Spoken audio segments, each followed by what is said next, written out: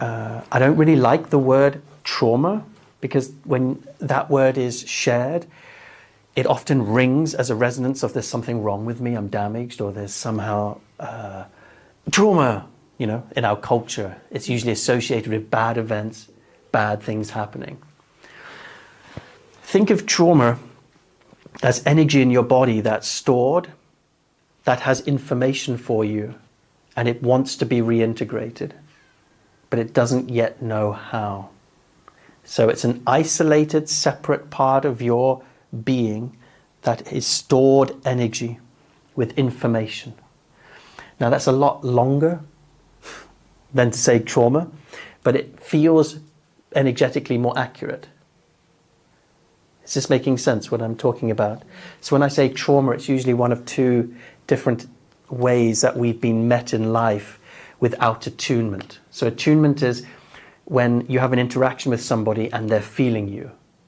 When somebody doesn't have attunement, they are likely to violate your boundaries or neglect you. It's one of those two things.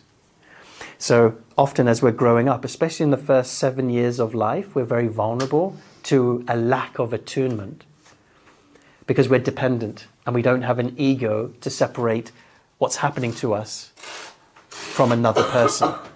In other words, in the first 7 years of life, all the things that happen to us, we will conclude that it's our fault because we don't have an ego to separate self from another. So if you look at a child and you talk to a child, it's all about them. Basically, their life is their universe. They don't have an ability to say, I think that's mummy's responsibility.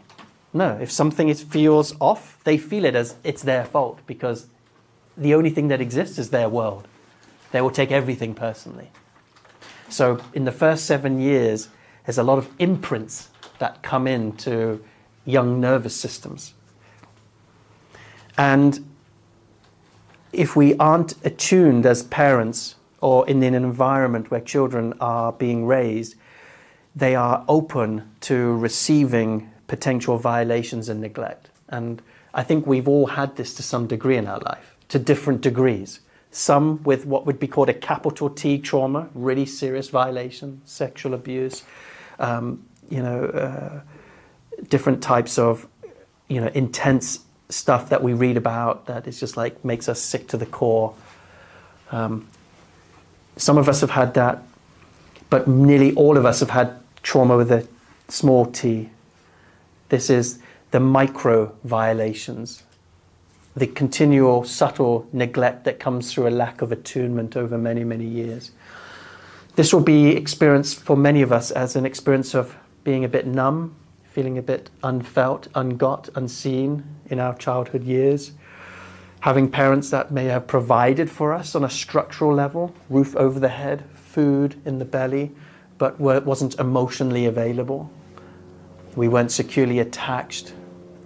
Maybe parents split up at an early age, and therefore we were not felt. Now, the problem with neglect is that most of us will never know we were neglected because there's no such thing as feeling neglect. Neglect is an absence of attunement, and whenever you experience an absence of something, we don't know that we never had it if we never had it, because we don't know what we've missed if it's never been received. So one of the ways you can detect neglect in your life is whether you've become hyper-independent. That's the compensation. So people who are deeply neglected become very functional in their life, and they become very strong on their own 2 feet, and they go beyond just natural, healthy independence. They become really independent. They're like, no, independence has become my identity. I need to know that I can do it on my own, because they won't trust or rely on anybody else, because that's what neglect does. Has anyone experienced, or is anyone connecting to this, what I'm sharing right now? Yes. I'm just describing a little bit of my own story. Right? And violations, like I said, could be something really, really severe, but it can also be, for example, a mother or a father who just very subtly steps over sovereignty, steps over boundaries, and doesn't quite honor a no, overrides choice, creativity, squashes. And every time that happens, there's just a contraction that develops in that child's nervous system. They get just a little bit smaller, and they get less of a voice to claim who they are. So a baby coming out, into the world is open, big, huge force of life, free. And then over the years, that life force gets a bit contorted and bent out of shape as it tries to fit with the world and with parental ideals and conditioning of the environment and school and religion. And eventually we grow up as adults and we wake up and we're literally a contorted shape. We don't recognize it. Physically we may be still upright, but energetically we're a little bit off. We're not as free, we're not open, we're not connected to the light, to the dark, to the left, to the right, to the here and the there. We're just simply a dimmer version of ourselves. And so my purpose, and these retreats exist to liberate the contortion and to return to essence, to free that bound life force that is being trapped through intimacy stories and violations and neglect and boundaries and all that stuff that has created all of this, and to finally come home. The good news is that you don't need to figure out who did what to you, how and when to heal all of this. So it's not a model so much around therapy of psychoanalyzing your history, but we do it through training you to become very subtly aware of how you're closing your heart, and to give you the tools to open your heart. And when you open your heart, you will begin to notice more receptivity to feeling. And as you begin to open to self, to other, to life, you will begin to meet your desire, you'll be able to meet your life force, your contractions, and you'll be able to expand into new emotional, energetic ranges.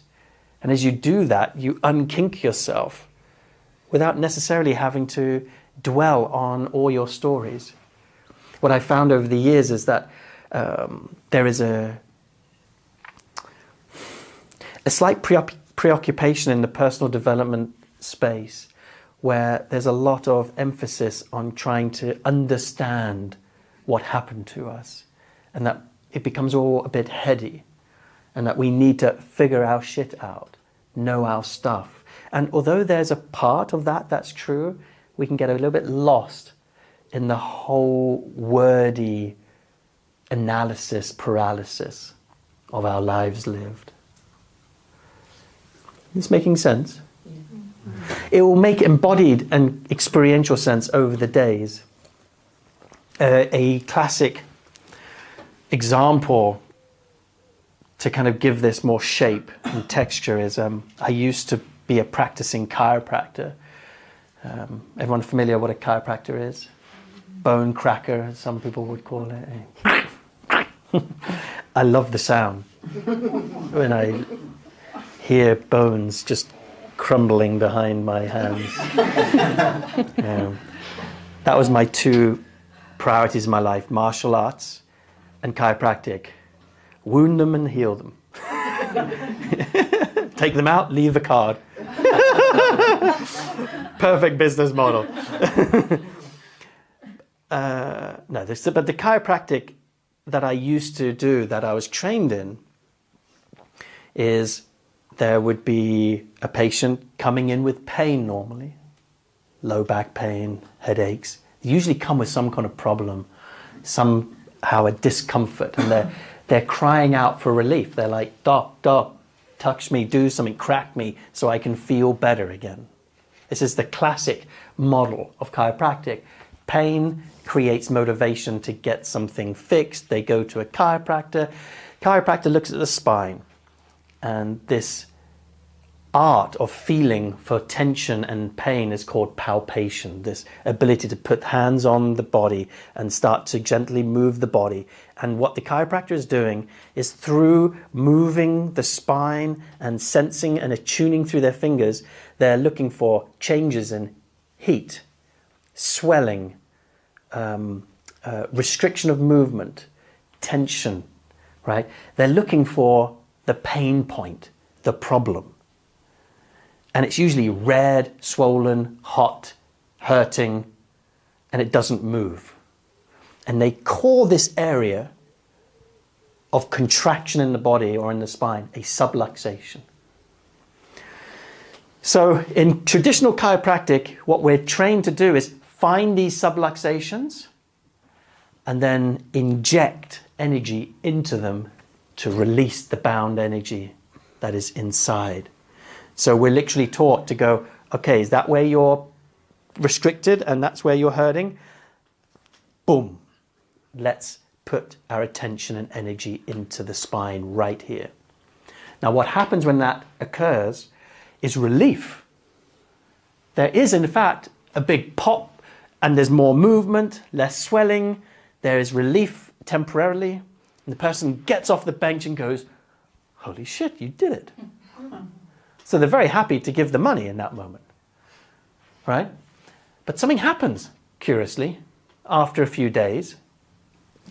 They haven't been re-educated. Their body doesn't know anything different. They go to lift that brick or do that movement or exercise in that specific way, and then boom, it kicks off again. And they return. Whew. Ouch.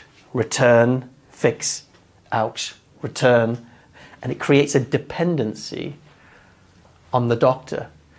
The more they become injured and they don't actually get re-educated, or their nervous system doesn't know how to adjust, they will begin to simply get dependent on the relief of somebody else fixing them. This creates disempowerment and dependency. This is why I left the chiropractic profession very early on. It was like something felt intrinsically out of integrity to be a source of relief that felt a little bit like a drug. They needed us too much when they were hurting. And the focus was on taking away the pain, but not on re-establishing strength and bringing that body into harmony and health, right? So then what I studied was a different type of chiropractic. It was called network care. Have anyone heard of network care? So network chiropractic is a fascinating model, which basically patient comes in and instead of finding subluxations, the chiropractor learns to become attuned to what they call gateways. And gateways are the opposite. It's not where is the spine locked in contraction. It's where is this body receptive? Where is the spine feeling safe? Where is the body relaxed and free of tension and is open to input? And it identifies parts of the body where energetically you are absolutely alive and completely open for new information. And instead of adjusting into the pain, they adjust directly into the gateway using the slightest, most subtlest, most almost imperceptible touch. So no bone cracking, but a slight remembrance. And energetically teaching the body how to access safety and resource and relaxation. And you should see what happens to these people on the bench when they get adjusted in this way.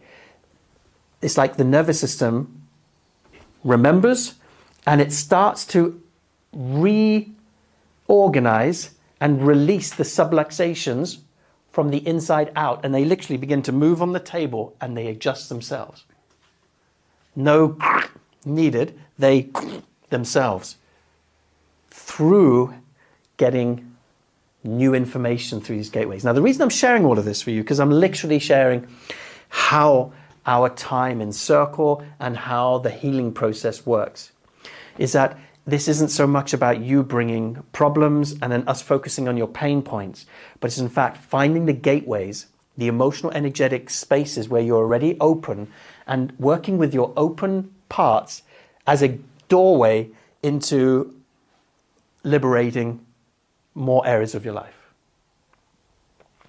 Rather than trying to bang down the doors of where you're defended and closed and you don't want to go there, it's like through the availability of where you're already a yes, we enter. That's the doorway that we go through. Is this making at least theoretical sense? Cool. And the analogy basically is that a lot of personal development and personal transformation is still using that old paradigm of find the pain, meet the pain.